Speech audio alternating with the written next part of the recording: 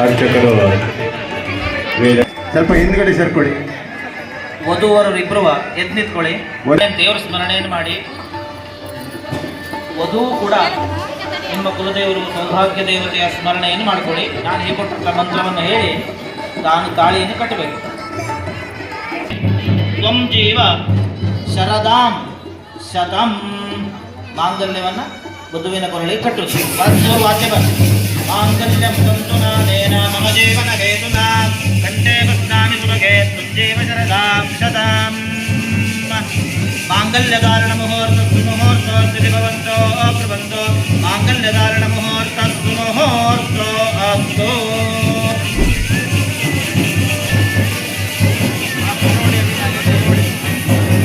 ದೇವಾಲಯದ ಸಿಬ್ಬಂದಿಗಳು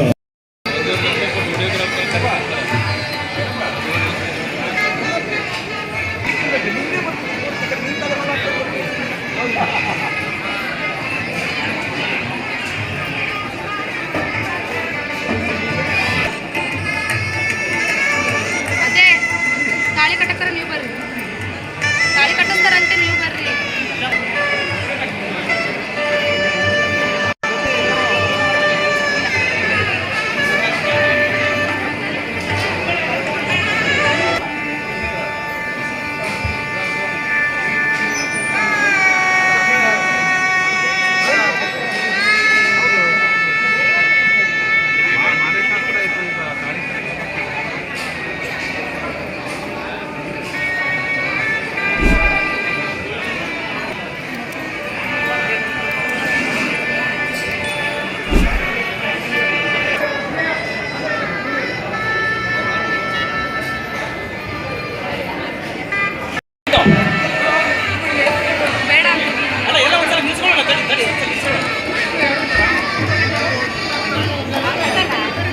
ಮುಂದಿನ ಕಾರ್ಯಕ್ರಮಕ್ಕೆ ಅನುವು ಮಾಡಿಕೊಡಿ. ಅರ್ಚಕರು ಬರ್ತೀವಿ.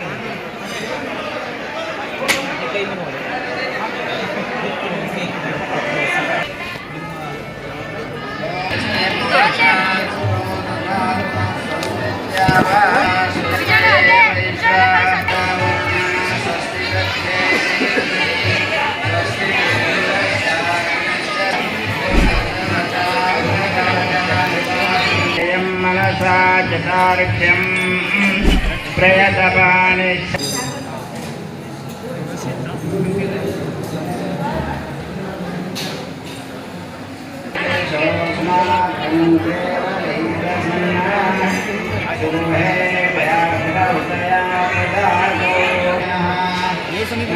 ಎಲ್ಲರೂ ಧೂಮ್ಧಾಮಾಗಿ ಲಕ್ಷಗಟ್ಟಲೆ ಖರ್ಚು ಮಾಡಿ ಮದುವೆ ಆಗ್ತೀರಿ. ಇವತ್ತು ನೀವು ದೇವರ ಸನ್ನಿಧಿಯಲ್ಲಿ ಸಾಮೂಹಿಕವಾಗಿ ಮದುವೆ ಆಗ್ತಿದ್ದೀರಿ. ಏನು ಅನ್ಸುತ್ತೆ ನಿಮಗೆ? ಯಾವ ರೀತಿ ಈ ಖರ್ಚು ವೆಚ್ಚ ಎಲ್ಲ ದೇವಸ್ಥಾನದವ್ರು ಕೊಡ್ತಾ ಇದ್ದಾರೆ. ಖುಷಿ ಇದೆ ನಿಮಗೆ ಮೇಡಮ್? ನಿಮ್ಗೆ ಏನು ಅನ್ಸುತ್ತೆ? ಸಾಮೂಹಿಕ ವಿವಾಹ ಭಾಳ ಖುಷಿ ಇದೆ. ನಿಮ್ಮ ಹೆಸರು? ನಿಮ್ಗೇನು ಅನ್ಸುತ್ತೆ ರೀ?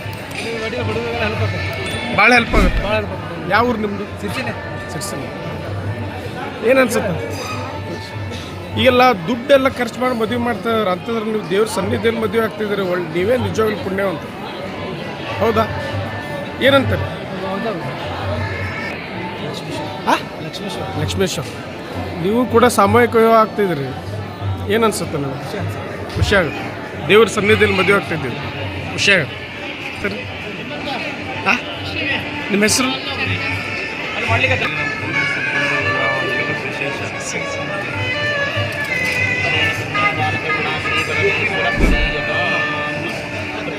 ವಿದ್ಯಾರ್ಥಿಗಳಿಗೆ ಪ್ರತಿಭಾ ಪುರಸ್ಕಾರವನ್ನು ನೀಡಿ ಗೌರವಿಸುವಂತಹ ಕಾರ್ಯಕ್ರಮ ಜೀವರಕ್ಷಕ ಸಿಬ್ಬಂದಿಗಳ